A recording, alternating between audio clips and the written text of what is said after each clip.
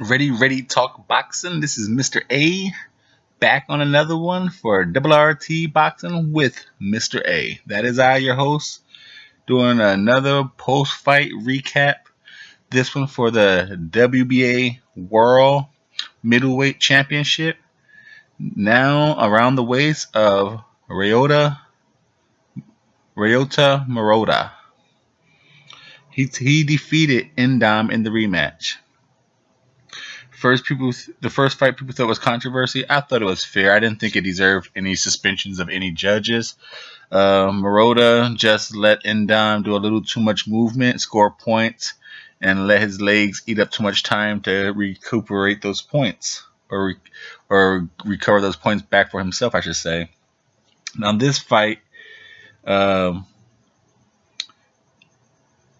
started off kind of different. I don't know if the whole controversy got to Endom, but he came out trying to go toe to toe. Right phone booth to Murata. And then it turned into a little jab filling out here and there. But this fight, Murata came out with a jab, but with more intention. If anything, he came out with a body plan. He came out with hooks to the body all day. With 25 seconds, he a nice thudding right hook to the body. The second round started, it was walking and jabbing. But I noticed as Endom was doing that, this was only round 2. And you could tell by Endom's body language, could he keep that energy up against the power punching of Ryota?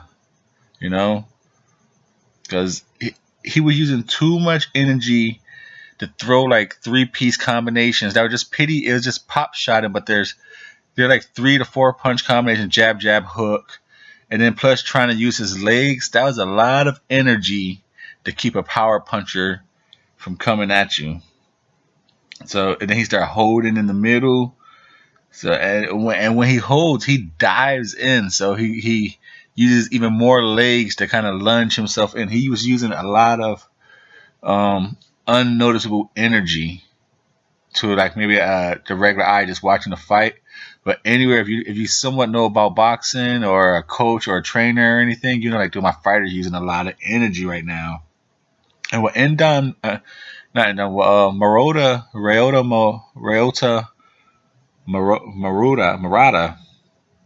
that name always messes me up. Ryota Murata, what he gets away with a lot is he'll hold your head still with his left forearm. And he'll throw his vicious right.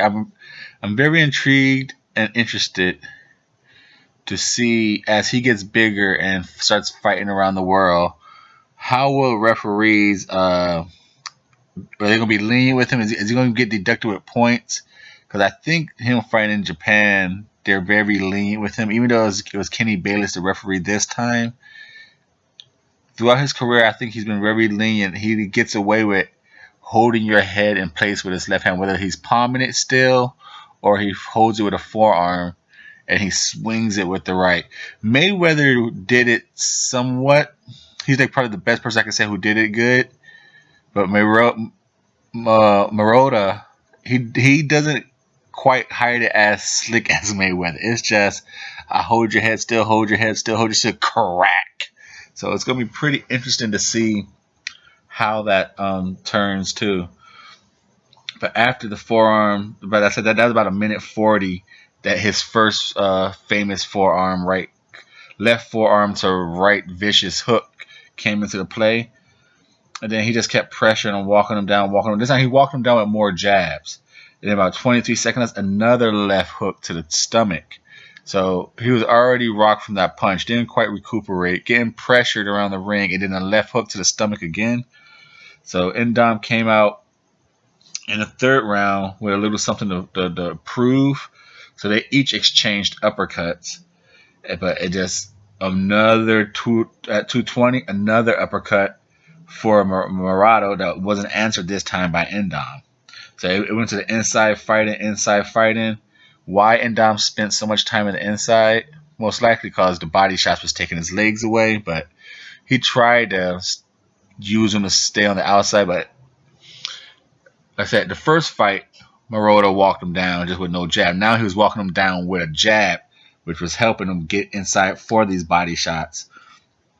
And then, like I said, around 130, he just with a 1-2 to the body again, a left right hook to the body, and Indam just he landed some combinations, but the power of Murata shots to me won the round. This was the round that Teddy Atlas and ESPN had Indam winning. I only had Indam winning the 4th round, which was the next round.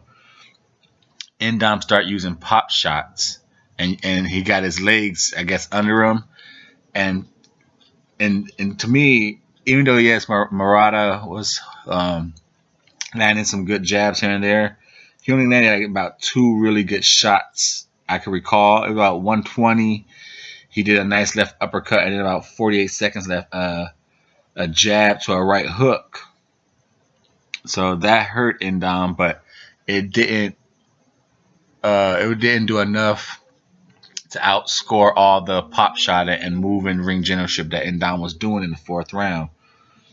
In 5th round, the return of the forearm hook came about 235, rocked Indam again, and then about 2 minutes. 2 minutes he did a 3. He doubled up on the right hand, 3 right hooks, and poor Indam was just filling them.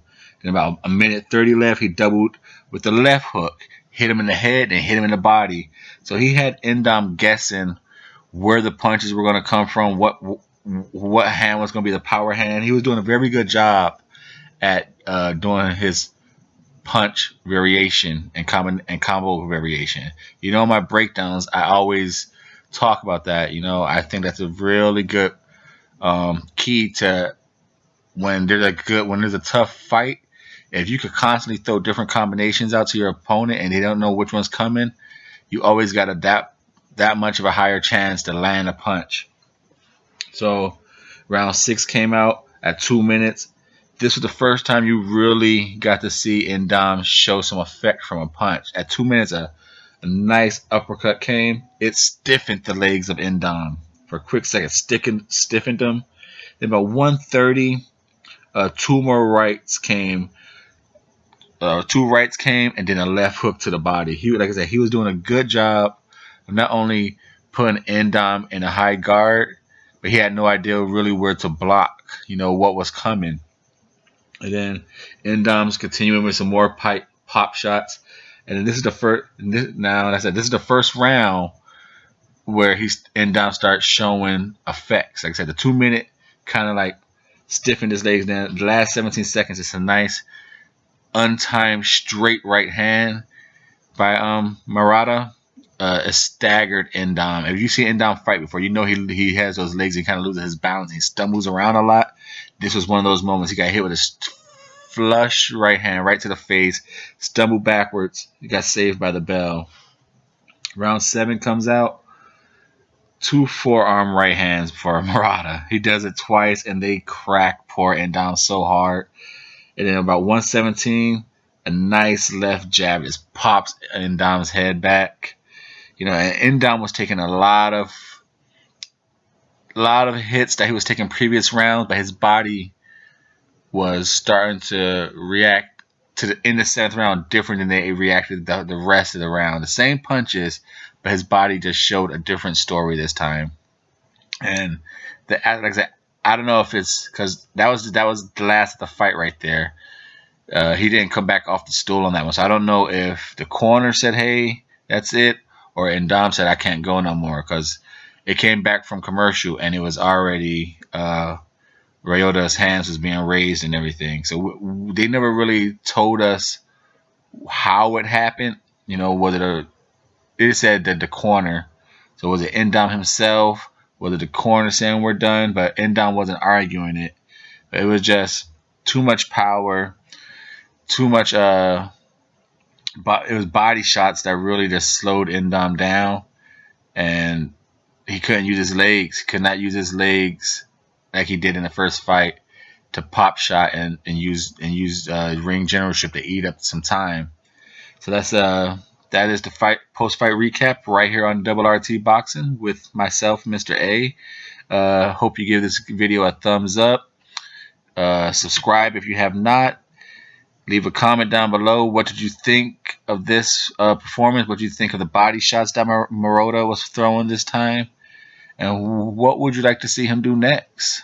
You know, I doubt if he gets a straight shot at Triple G. So look in the top 10 and see who would you like Murata to fight. Leave down a comment below and we'll talk about maybe his next opponent right here on Double RT Boxing.